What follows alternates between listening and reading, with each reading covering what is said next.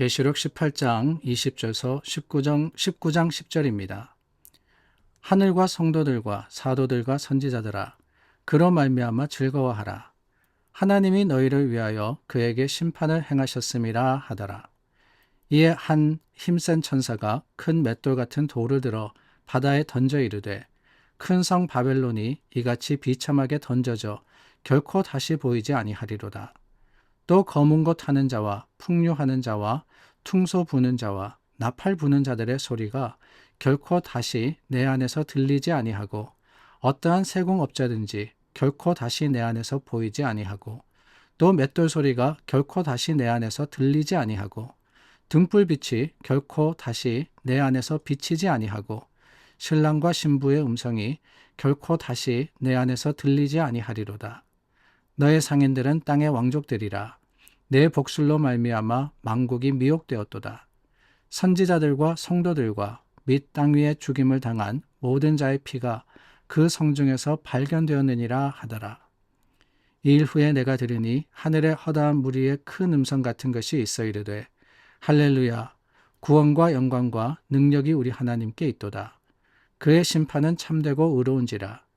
음행으로 땅을 더럽게 한 큰 음녀를 심판하사 자기 종들의 피를 그 음녀의 손에 갚으셨도다 하고, 두 번째로 할렐루야 하니 그 연기가 세세토록 올라가더라. 또 24장로와 네 생물이 엎드려 보좌에 앉으신 하나님께 경배하여 이르되, 아멘 할렐루야 하니 보좌에서 음성이 나서 이르시되, 하나님의 종들 곧 그를 경외하는 너희들아, 작은 자나 큰 자나 다 우리 하나님께 찬송하라 하더라. 또 내가 들으니 허다한 무리의 음성과도 같고 많은 물소리와도 같고 큰 우레소리와도 같은 소리로 이르되, 할렐루야, 주 우리 하나님 곧 전능하신 이가 통치하시도다. 우리가 즐거워하고 크게 기뻐하며 그에게 영광을 돌리세. 어린 양의 혼인 기약이 이르렀고 그의 아내가 자신을 준비하였으므로 그에게 빛나고 깨끗한 세마포 옷을 입도록 허락하셨으니, 이 세마포 옷은 성도들의 옳은 행실이로다 하더라. 천사가 내게 말하기를 기록하라. 어린 양의 혼인잔치에 청함을 받은 자들은 복이 있도다 하고, 또 내게 말하되 이것은 하나님의 참되신 말씀이라 하기로, 내가 그 발 앞에 엎드려 경배하려 하니 그가 나에게 말하기를, 나는 너와 및 예수의 증언을 받은 내 형제들과 같이 된 종이니 삼가 그리하지 말고 오직 하나님께 경배하라. 예수의 증언은 예언의 영이라 하더라. 오늘 저희가 나눈 본문에 할렐루야라는 단어가 계속해서 반복되어 나옵니다. 할렐루야, 우리가 너무나도 잘 알고 있는 말이죠. Praise the Lord, 주님을 찬양합니다 라는 뜻의 표현입니다. 그런데 여러분, 오늘 저희가 나누었던 이 짧은 구조 속에 할렐루야라는 단어가 4번이 나왔는데, 여러분 그거 아십니까? 사실 신약 성경 전체, 그러니까 27권 중에 할렐루야라는 단어가 쓰여진 곳은 여기뿐입니다. 요한계시록에 와서 그것도 한 장에 할렐루야, 신약에 4번 나오는데 4번 다 바로 오늘 본문에 포함되어 있습니다. 그럼 구약은 어떠하냐? 구약에도 사실 한 책에만 할렐루야라는 단어가 사용이 됩니다. 그게 뭐냐? 바로 시편입니다. 시편에서 할렐루야, 할렐루야 약 30번 정도가 나오는데, 신약 성경에 한 번도 언급이 없다가 요한계시록에 가서 할렐루야라고 고백을 했던 것이지요. 할렐루야. 할렐루야의 뜻은 너무나도 잘 알고 있습니다. 유명하죠. 하나님을 찬양합니다 라고 했습니다. 그런데 요한계시록에 나타난 이 할렐루야는 그냥 하나님께 노래합니다, 하나님을 찬양합니다 라는 의미에서 그치는 것이 아니라, 하늘나라에서 영원토록 하나님의 영광을 드러내는 그 고백이다 라는 것을 기억하시기를 바랍니다.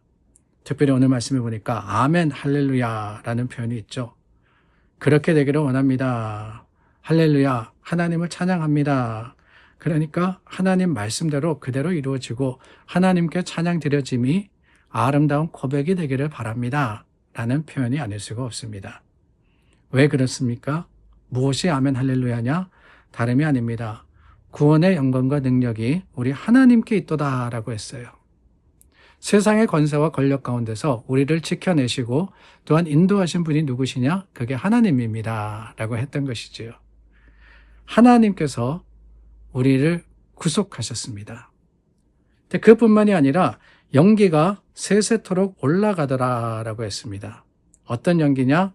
18장에 바벨론이 멸망하여서 불에 타는 것, 그 연기가 올라갔다. 하나님께서 기뻐하시는 일입니다. 하나님께서 이루신 일입니다. 그럼으로써 보좌에 둘러산 24 장로가 아멘 할렐루야 라고 했던 것이지요. 하나님께서 하신 일, 하나님을 우리가 찬양하면서 주님께서 하셨음을 고백하는 것, 그게 바로 할렐루야 아닙니까? 주님의 하신 일이라는 것은 그렇습니다. 찬양 받으시기에 합당하시며 또한 우리가 찬송할 수밖에 없는 일입니다. 세상 속에서 여러 가지 어려움들과 환난을 겪는다라고 할 때 하나님께서 우리를 구원해 주시는 거예요. 이 얼마나 기쁜 일이며 이 얼마나 찬송할 만한 일입니까? 그래서 성도는요, 찬송 잘해야 돼요. 하나님께서 하셨습니다라는 것을 고백하며 또한 드러내야 합니다. 그게 하나님께서 기뻐 받으시는 일이기 때문에 찬송함에 할렐루야 하는 저와 여러분들이 될 수 있기를 바랍니다. 그리고 마지막 할렐루야는 다름이 아니죠. 하나님께서 통치하신다라고 했습니다. 하나님의 다스림이 있다. 그 하나님의 다스림은 그게 바로 평화 아니겠어요? 평화. 이 세상에 환난과 어려움이 많았습니다. 여태까지 세상의 여러 가지 그 도전과 또한 세속의 유혹 가운데 얼마나 힘들고 어려운 상황을 얼마나 어렵고 또한 얼마나 도전이 되는 그런 삶을 살아왔습니까? 그런데 이제 하나님께서 모든 것을 이기시고 승리를 거두시는 거예요. 그럴 때 성도는 찬양하는 거죠. 할렐루야 하는 겁니다. 하나님의 나라가 임하며 또한 하나님의 주시는 평화가 이루어졌기 때문에. 사실 이 평화는 특별합니다. 요한계시록 시대에 로마가 다스릴 때다라고 했죠. 그런데 그 로마의 통치를 우리가 또 다르게 표현하는 말이 있습니다. 팍스 로마나라고 하죠. 팍스 로마나. 평화의 로마라는 뜻입니다. 팍스가 평화라는 피스라는 뜻이거든요. 그런데 이 로마 시대의 평화는요, 하나님이 말씀하시는 평화가 아닙니다. 왜냐? 힘으로써 쟁취하는 평화이기 때문에 그렇습니다. 그래서 더 이상 전쟁이 없는 그 상태를 팍스 로마라고 불렀던 거예요. 그것만이 아닙니다. 로마 시대 전에 헬라 시대에도 피스라는 개념이 있었는데 에이레네라는 그런 단어로 썼습니다. 에이레네는 정신적인 그런 평화를 이야기하는 거예요. 고민할 게 없고 세상에 문제가 없고 어려움이 없다. 이것은 에이레네입니다. 그러나 성경의 평화는 이 둘과 다릅니다. 우리가 할렐루야 할 수 있는 것은 하나님의 주시는 샬롬이라고 하죠. 그 샬롬이 우리 가운데 있기 때문에 그래요. 이 샬롬은 세상 속에 우리가 어떤 상황이냐, 어떤 형편이냐, 우리가 겪고 있는 일에 달려있는 게 아닙니다. 여러 가지 문제와 여러 가지 어려움을 겪을 수 있어요. 당할 수 있어요. 그러나 여전히 샬롬 할 수 있습니다. 왜요?